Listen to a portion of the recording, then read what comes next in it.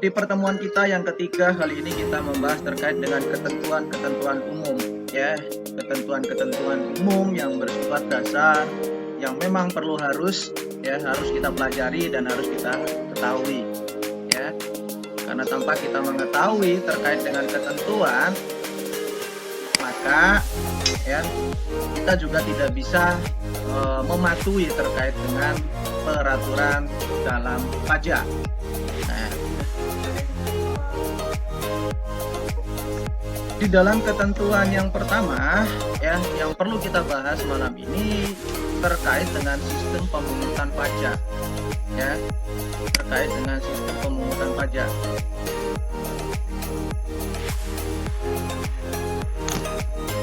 Saya lanjut ya, selalu sering mengingatkan kalau kita mau mendengarkan sesuatu ya, kita harus menghilangkan kata yang menurut saya sangat ampuh, ya, yaitu kata saya sudah tahu, ya. Saya selalu mengingatkan itu, ya, agar apa? Agar tidak ada blok, ya, tidak ada gap di pikiran kita, sehingga apapun materi yang kita pelajari malam ini, ya, dapat diterima dengan baik, ya, tidak ada penolakan.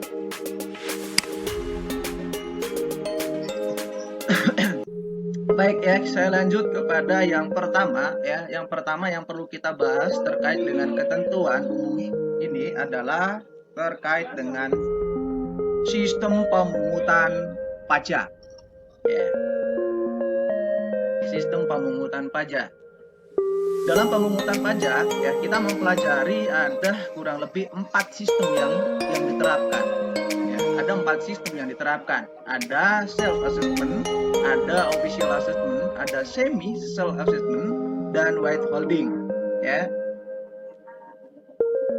Lalu kita melihat atau kita pelajari atau kita memahami terkait dengan self assessment. Nah, apa itu self assessment? Ya. Dia katakan apa? Sistem yang memberikan kepercayaan penuh, ya, sistem yang memberikan kepercayaan penuh kepada wajib pajak, ya, untuk menghitung, melaporkan, dan menyetor pajak terutang. Ya. Di sistem pemungutan yang pertama terkait dengan self assessment ini, ya, kita semua atau semua wajib pajak ya diberi hak penuh. Ya. Terkait dengan apa? Terkait dengan kita menghitung sendiri, ya. Kita melaporkan sendiri. Ya, kita juga setor sendiri. Itu yang pertama. Lalu di sistem pemungutan yang kedua terkait dengan official assessment, ya, dia katakan apa? Sistem yang menentukan jumlah pembayaran pajak oleh pejabat pajak berdasarkan objek pajak yang diterima. Ya. Di sini kita tidak diberi wewenang penuh, ya. Tapi di sini ya kita ditentukan oleh pejabat pajak. Ya.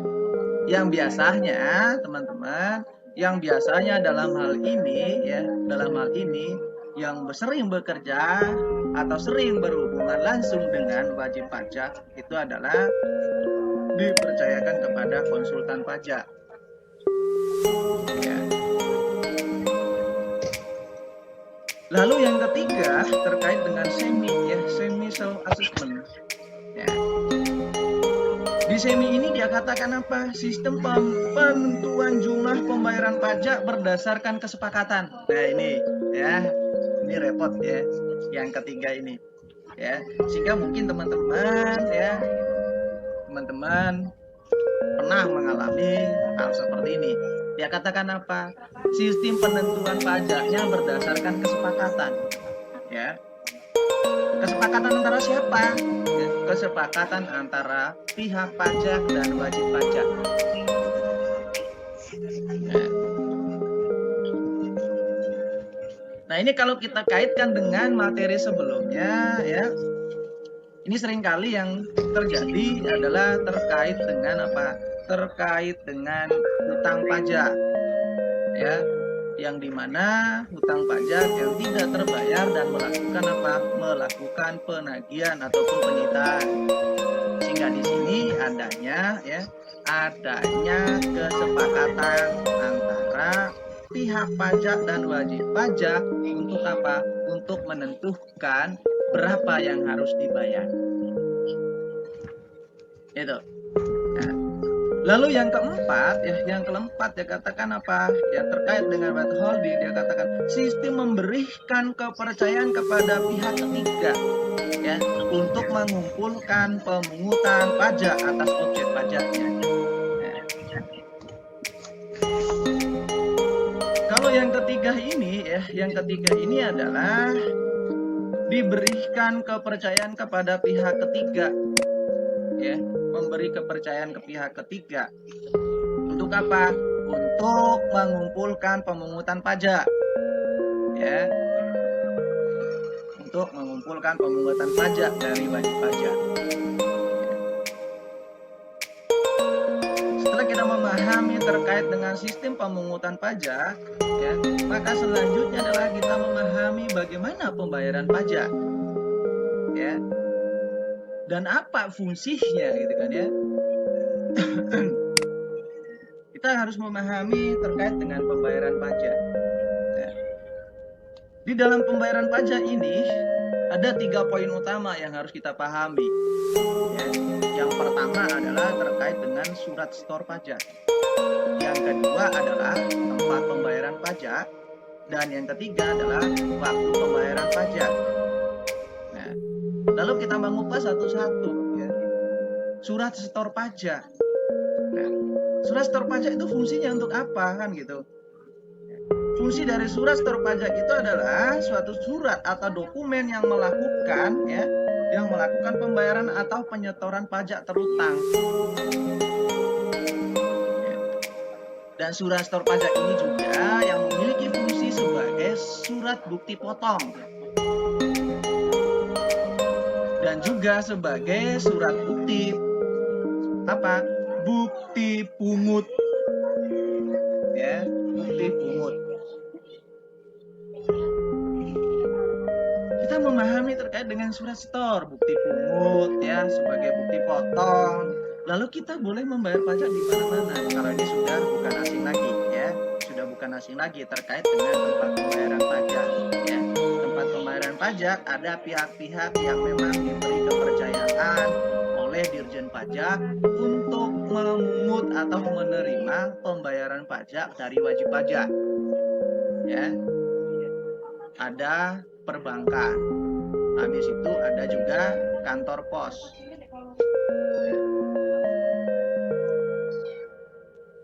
Lalu yang ketiga, kapan kita membayar ya, terkait dengan waktu untuk membayar.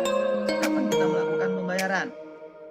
Nah, waktu pembayaran itu adalah ada yang namanya untuk SPT massal ya.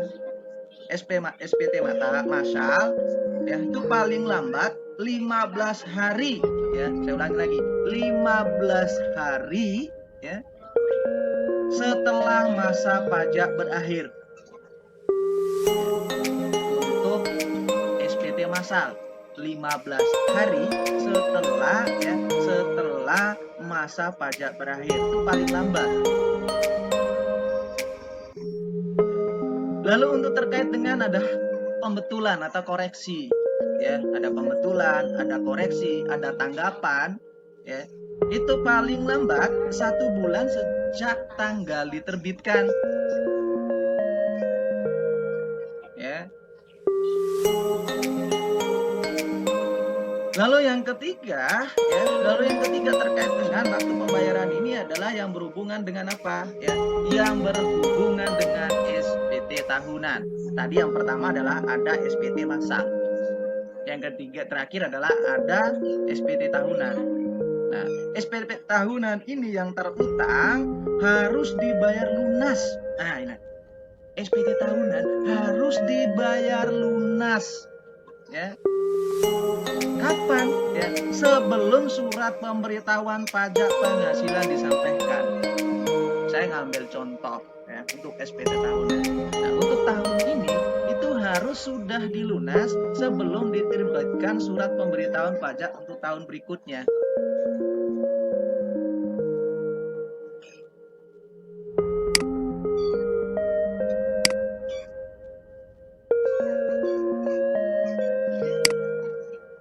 Oke ya.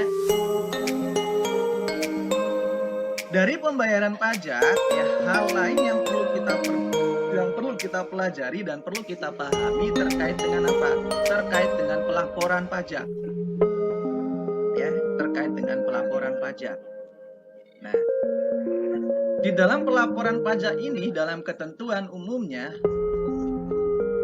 membicarakan atau menceritakan tentang apa? Tentang surat pemberitahuan. Habis itu ada juga membicara terkait dengan fungsi surat pemberitahuan. Ya. Ada juga yang terkait dengan apa? Yang terkait dengan ya ketentuan tentang penyampaian surat pemberitahuan. Ya. 4 hal ini ya. 4 hal ini yang memang kita harus pahami ya. Lalu saya masuk ya, saya lebih fokus kepada poin yang keempat. Dia katakan apa? Pihak yang wajib mengisi SPT itu siapa? Ya, pihak yang wajib mengisi surat pemberitahuan itu siapa? Kan itu. Ya.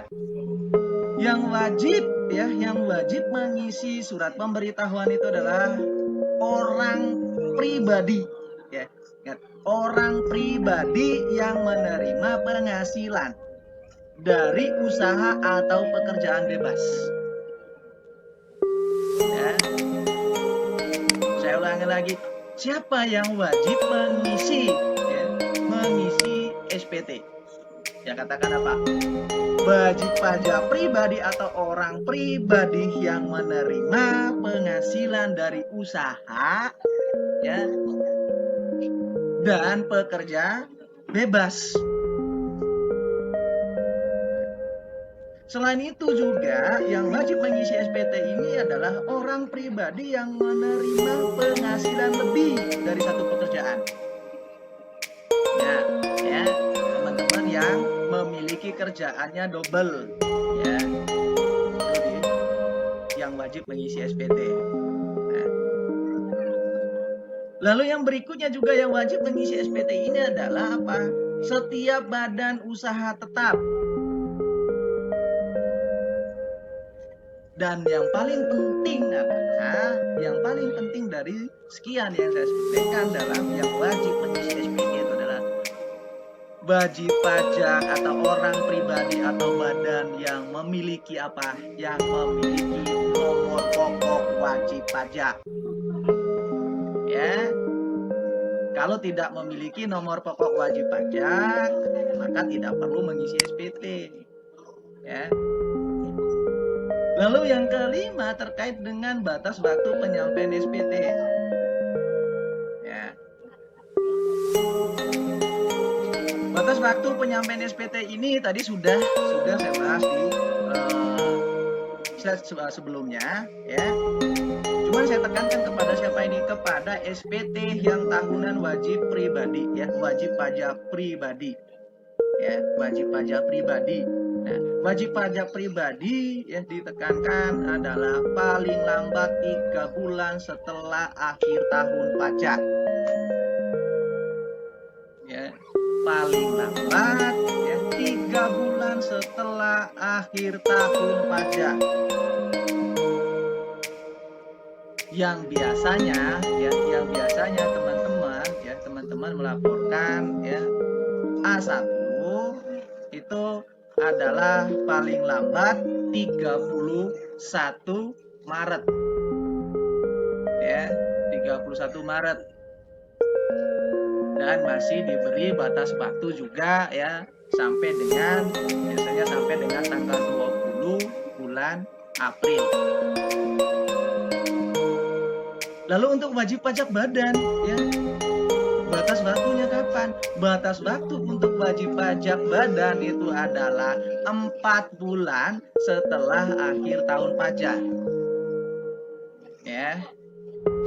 sehingga untuk badan pelaporan SPT-nya atau pelaporan pajaknya itu adalah paling lambat 30 April ya, dan diberi tolerir ya 20 hari setelah tanggal 20, berarti ya selambat-lambatnya itu sudah sampai dengan tanggal 20 Mei ya.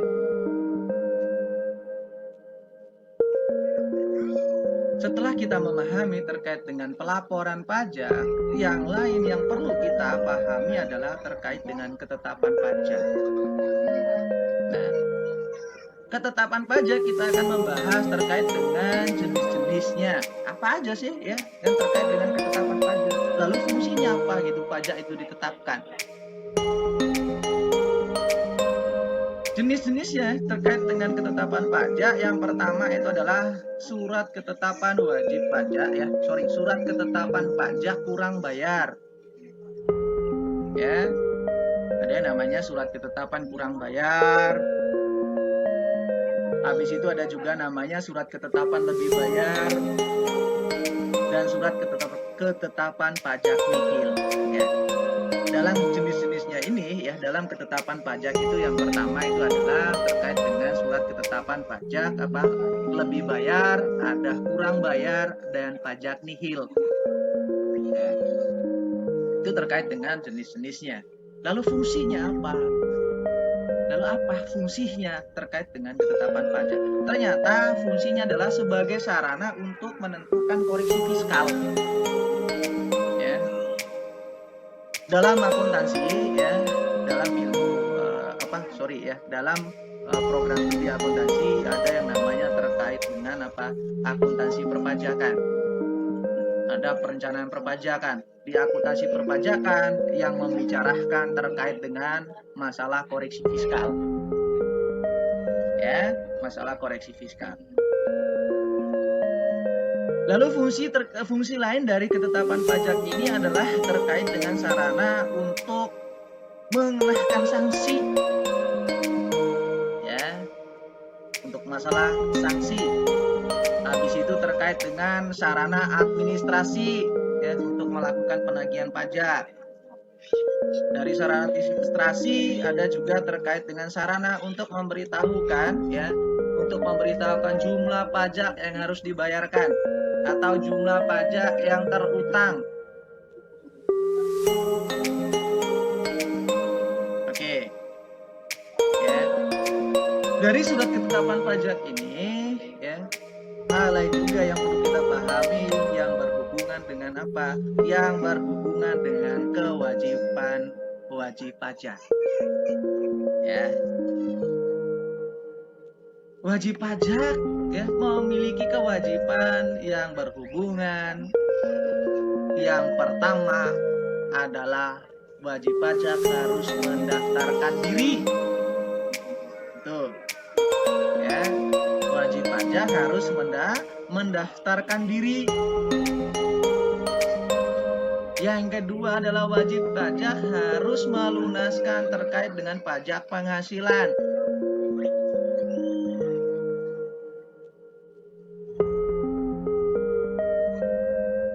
Yang ketiga adalah terkait dengan wajib pajak juga punya kewajiban untuk melaporkan pajak penghasilan.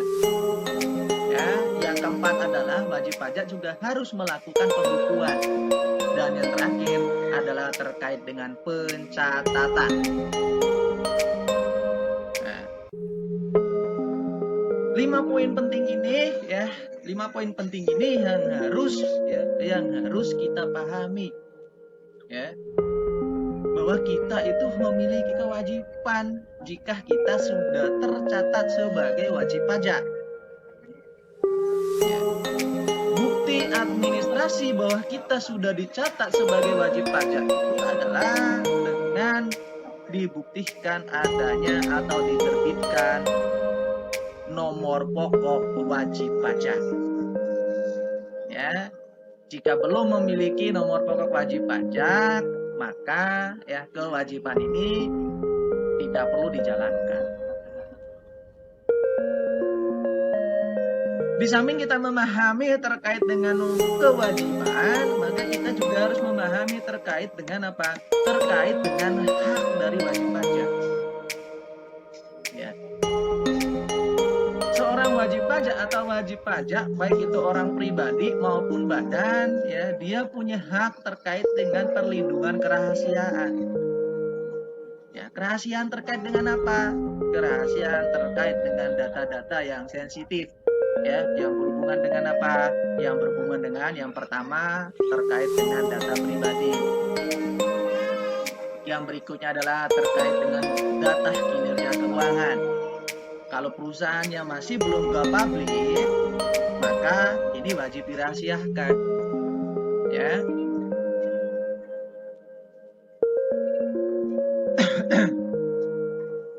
Nah, lalu yang kedua adalah wajib pajak itu memiliki hak terkait dengan pengembalian lebih bayar.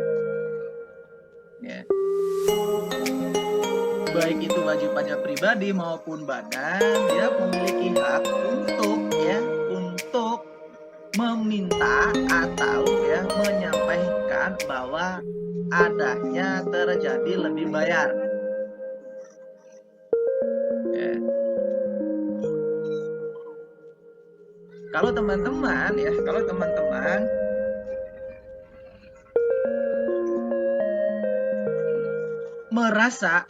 merasa bahwa pembayaran pajaknya itu adalah lebih bayar, maka haruslah melakukan koordinasi atau koreksi, ya, bahwa kita memiliki kelebihan bayar. Ya. Lalu ya, hak ketiga yang harus kita pahami oleh wajib pajak itu adalah memperoleh terkait dengan apa? Memperoleh surat ketetapan bebas. Ya. Memperoleh surat ketetapan bebas. Nah, surat ketetapan bebas ini ya kita bisa memiliki jika wajib pajak yang dalam tahun berjalan dapat membuktikan tidak akan terutang pajak penghasilan. Ya.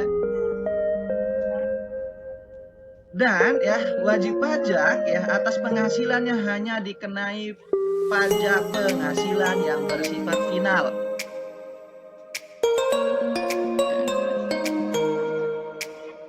Lalu yang keempat adalah terkait dengan penundaan pelaporan SPT gitu kan ya. Ternyata teman-teman dalam ketentuan umum kita memiliki hak Memiliki hak untuk apa? Untuk penundaan pelaporan. Ya. Namun catatannya apa terkait dengan penundaan pelaporan ini? Ya. Apabila wajib pajak mengalami kesulitan untuk memenuhi batas waktu terkait dengan penyampaian SPT, maka kita punya hak untuk menyampaikan penundaan pelaporan. Ya. Lalu yang kelima terkait dengan hak kita itu terkait dengan pengurangan pajak penghasilan pasal 25. Ya. Wajib pajak memiliki hak terkait dengan pengurangan pajak penghasilan pasal 25.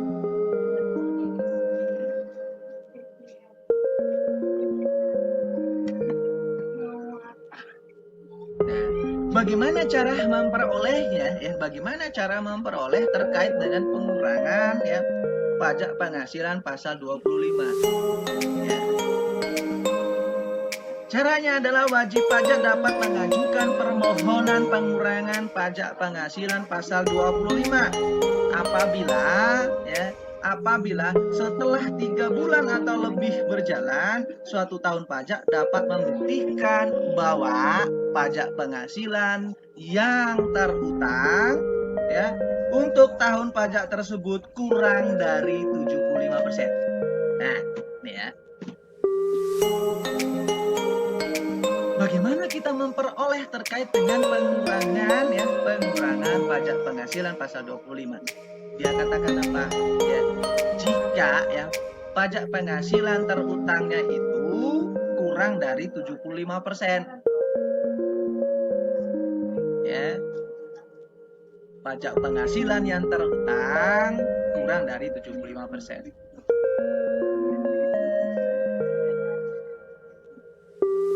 Lalu setelah kita membahas terkait dengan hak, ya, hak wajib pajak, maka yang berikutnya adalah terkait dengan ya, penafsiran hukum pajak. Terkait dengan apa? Penafsiran hukum pajak. Ya. Penafsiran hukum pajak itu memiliki kurang lebih ada 8 metode. Ya, metode dalam penafsiran hukum pajak. Ya. Yang pertama adalah terkait dengan penafsiran gramatika. Ya, penafsiran gramatika mengatakan apa? Cara penafsiran berdasarkan bunyi kata-kata secara keseluruhan. Ya, dengan pedoman pada arti kata yang berhubungan satu sama lain. Nah, kalau yang ini biasanya siapa yang menafsirkan? Biasanya ahli bahasa. Ya, ahli bahasa, ahli gerak tubuh ya atau bahasa verbal ya. Itu yang terlibat langsung dalam terkait dengan penafsiran gramatika. Gitu. Lalu yang kedua adalah terkait dengan penafsiran otentik. Penafsiran otentik di sana dia katakan apa? Penafsiran ya atas suatu ketentuan dalam undang-undang dengan melihat apa? Dengan melihat pada apa yang dijelaskan dalam undang-undang tersebut. Ya. Yang ketiga adalah terkait dengan penafsiran historis. Ya, kalau biasa penafsiran historis berarti terkait dengan apa? Masa lampau. Ada hal-hal yang dibandingkan. Ya, itu yang berhubungan dengan historis. Jadi ada ceritanya sebelumnya.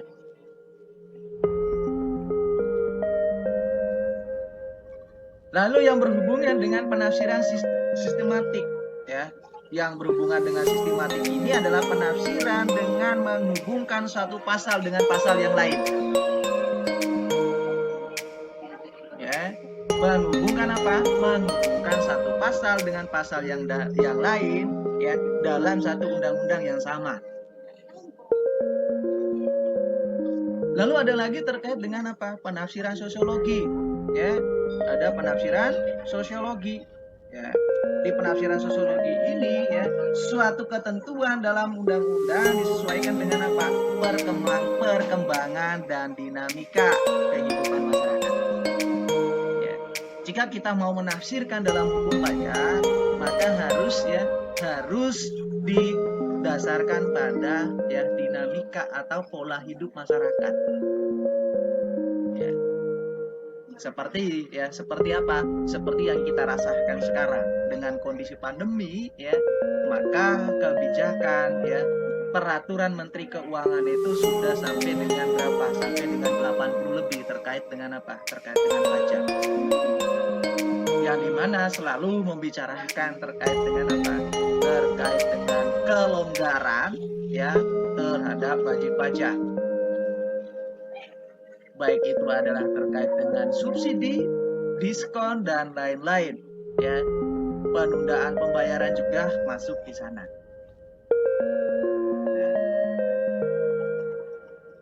Yang terkait dengan penafsiran perbandingan, ya. Penafsiran perbandingan ini membandingkan antara ketentuan hukum yang lama, ya, dengan ketentuan hukum yang berlaku saat ini. Ya, ini kalau perbandingan, ya. Dia membandingkan ketentuan hukum yang lama atau misalnya tahun 2019 atau 2 tahun sebelumnya seperti apa, ya. Baru tahun sekarang apa?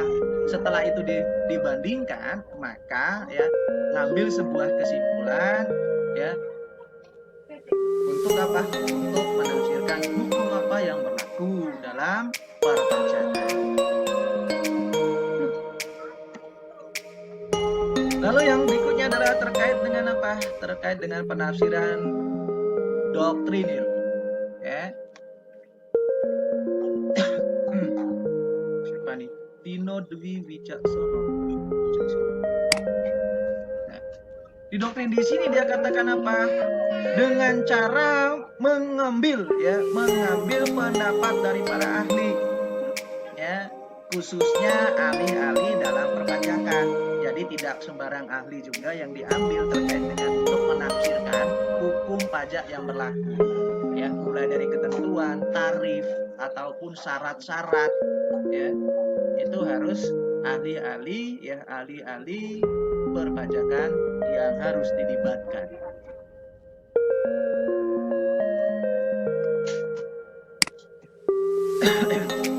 Nah, yang terakhir adalah terkait dengan apa? Terkait dengan penafsiran analogis, ya, penafsiran analogis, ya, penafsiran analogis dalam pelaksanaan hukum ada kaitannya terjadi suatu kekosongan. Nah, ini, ya, dalam penafsiran analogis ini, ya, membicarakan terkait dengan, ya, suatu ketika ada yang namanya atau pasti akan ada terjadi yang namanya kekosongan hukum, ya, kekosongan hukum. Loh, kok ada kekosongan hukum gitu kan, ya? Lalu apa gitu kan, ya? Terkait dengan kekosongan hukum. Nah, kekosongan hukum itu adalah keadaan di mana terdapat kekosongan atau ketidakadaan peraturan-peraturan yang berlaku, ya, untuk untuk mengatur tata tertib yang berhubungan dengan berhubungan hak dan kewajiban wajib pajak. Itu yang namanya kekosongan hukum. Kekosongan hukum ini di mana tadi tidak ada peraturan ataupun undang-undang yang mengatur terkait dengan tata tertib. Oke, ya. Dari ketentuan yang umum yang berhubungan dengan pajak, ya, ketentuan lain juga yang harus kita pelajari atau harus kita pahami terkait dengan tarif pajak dan dasar pengenaan, ya. Tarif pajak itu merupakan dasar pengenaan pajak atas objek pajak yang menjadi tanggungannya, ya. Dasar pengenaan pajak atau objek pajak yang menjadi tanggungan. Nah, dalam tarif pajak kita akan mempelajari ada beberapa jenis tarif pajak, ya. Ada tarif pajak progresif, ada juga tarif pajak degresif, ya, dan ada tarif pajak proporsional, dan yang terakhir adalah tarif pajak tetap. Nah, lalu apa yang dimaksud dengan tarif pajak progresif? Ya, tarif pajak progresif itu adalah pajak yang presentasinya semakin meningkat seiring dengan Seiring dengan meningkatnya dasar pengenaan pajak.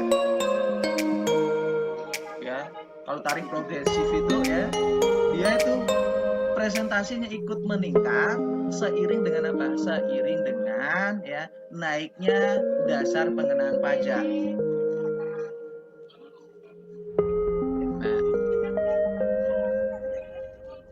Lalu yang kedua terkait dengan Terkait dengan tarif degresif. Nah, tarif degresif ini kebalikan dari tarif progresif. Ya, kebalikan dari tarif progresif. Ya, di mana dia katakan presentasinya semakin menurun dengan naiknya jumlah dasar pengenaan pajak.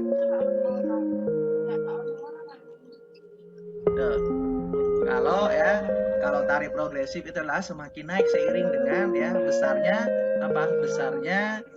dasar pengenaan pajak. Kalau degresif terbalik, ya, semakin besar dasar pengenaan pajaknya, presentasinya juga semakin menurun.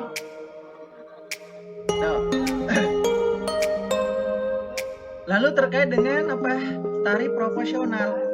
Nah, tarif proporsional dia katakan tarif pemungutan pajak yang prestasinya, ya, tarifnya adalah tetap.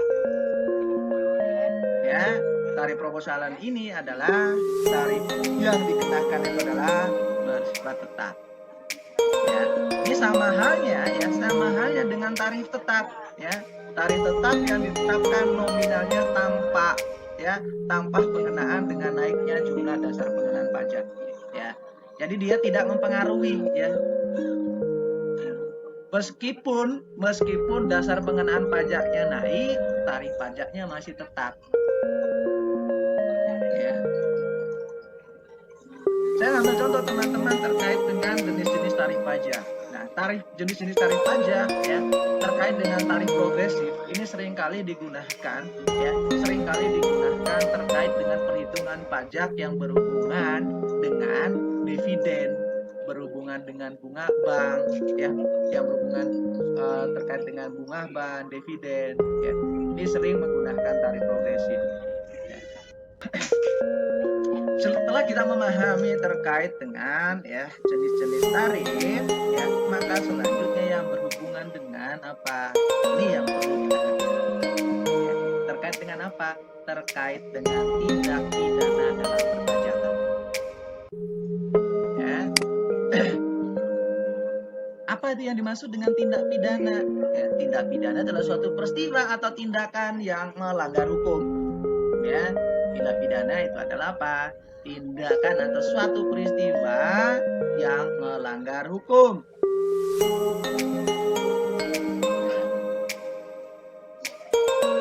Lalu apa aja jenisnya, ya? Jenis dari tindak pidana. Nah, yang pertama adalah kejahatan dan atau pelanggaran. Ada yang disebut dengan delik formil dan material. Ada yang disebut dengan delik aduan. Ya. Kejahatan dan pelanggaran itu yang berhubungan dengan, ya, tindakan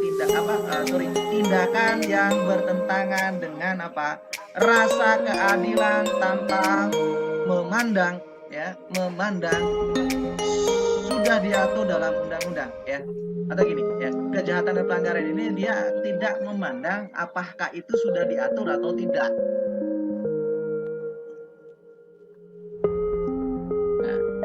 Lalu yang terkait dengan, ya, jenis tindakan pidana yang berhubungan delik formil dan delik material, ya. Kita melihat delik formil itu adalah menitik beratkan kepada perbuatan yang dilarang oleh undang-undang, ya. Sedangkan delik material itu adalah apa? Menitik beratkan kepada akibat, ya, akibat yang tidak dikehendaki. Nah, kalau formil di sini adalah apa? Menitik beratkan kepada perbuatan yang melanggar undang-undang. Kalau yang material adalah akibat yang tidak dikehendaki. Misalnya contoh, ya, tiba-tiba ada bencana. Ya, tiba-tiba ada bencana di mana misalnya perusahaannya kena bencana, misalnya kebakaran atau misalnya kena banjir. Lalu yang berikutnya adalah teman-teman, ya, setelah kita memahami terkait dengan jenis tindak pidana, ya, maka kita akan membahas terkait dengan apa? Tindak pidana dalam perpajakan atau dalam hukum pajak, ya. Apa yang dimaksud dengan tindak pidana dalam perpajakan? Ya, suatu perbuatan yang melanggar hukum pajak. Nah, yang dimana bisa dia katakan apa? Siapa yang bertindak sebagai penyidik jika terjadi tindak pidana dalam perpajakan? Pertanyaan seperti itu, ya. Ya, siapa yang bertindak sebagai penyidik ketika adanya pelanggaran dalam apa? Dalam perpajakan. Nah, yang bertindak sebagai penyidik, adalah apa? Dilakukan oleh pegawai negeri sipil tertentu di lingkungan Direktorat Jenderal Pajak. Ulangi kembali, adalah yang melakukan penyidikan jika terjadi tindak pidana dalam perpajakan adalah orang tertentu atau pegawai negeri sipil, ya, yang dipercaya atau yang berada dalam lingkungan Direktorat Jenderal Pajak. Ya. Lalu penuntutannya, ya, Pak. Lalu penuntutannya apa? Ya. dalam tindakan pidananya. Ya. Penuntutannya adalah tindakan penuntutan umum untuk melimpahkan perkara kepada apa? Kepada pengadilan. Ya, jika terjadi tindak pidana maka dituntut. Ya, di mana penuntutannya itu dialihkan berkas perkaranya kepada pengadilan. Ya. Pengadilan siapa? Pengadilan yang berwenang dalam hal menentukan cara yang diatur dalam undang-undang. Ya. Yang di sini adalah ya bukan pengadilan-pengadilan umum, tapi ada namanya pengadilan perpajakan. Ya, ada pengadilan perpajakan. Ya. Lalu yang terakhir yang perlu kita bahas terkait dengan ketentuan ini adalah terkait dengan sanksi, teman-teman. Ya, meskipun tadi ada hal-hal yang bisa melindungi kita, ya, kita punya kebebasan, kita punya hak, kita punya kewajiban, namun ya kita tidak terluput dari yang namanya sanksi. Ya, dari yang sanksi. Ya, yang paling umum yang kita kenal adalah ada yang namanya sanksi administrasi. Ketika kita tidak melaporkan pajak, maka ada denda berapa? Ada denda 100.000. Nah, administrasinya adalah berapa? 100.000. Itu adalah sanksi administrasinya. Nah, terlepas dari sanksi administrasi, ternyata sanksi dalam perpajakan ada juga yang namanya sanksi yang berhubungan dengan denda pidana. Ya, jadi dipidana juga gitu kan ya. Denda pidana yang dia katakan apa? Denda pidana dikenakan kepada apa? Kepada tindak pidana yang bersifat melanggar maupun bersifat kejahatan. Ya, jadi semua yang sifatnya melanggar ya atau bersifat kejahatan semua harus ya didenda ya atau dipidana. Ya. Lalu ada juga terkait dengan sanksi yang berhubungan dengan pidana kurungan, ya di penjara, ya masuk dalam pagar besi. Ya. Pidana kurungan ini diberikan kepada pelanggaran norma, ya, yang ditentukan dalam peraturan undang-undang perpajakan. Nah, yang terakhir adalah terkait dengan pidana penjara. Nah, pidana penjara di sini yang berhubungan dengan apa? Hukuman perampasan kemerdekaan, tindakan kejahatan yang ditujukan kepada wajib pajak dan apa? Dan pejabat pajak. Ya. Nah, masalah pidana penjara ya. Jadi ya pihak penagih dan pihak pembayar pun juga bisa terkena pidana. Ya, terkena pidana. Ya. Itulah materi kita yang perlu kita didiskusikan malam ini ya terkait dengan ketentuan-ketentuan umum. Ya, ini masih ketentuan yang bersifat umum terkait dengan perpajakan.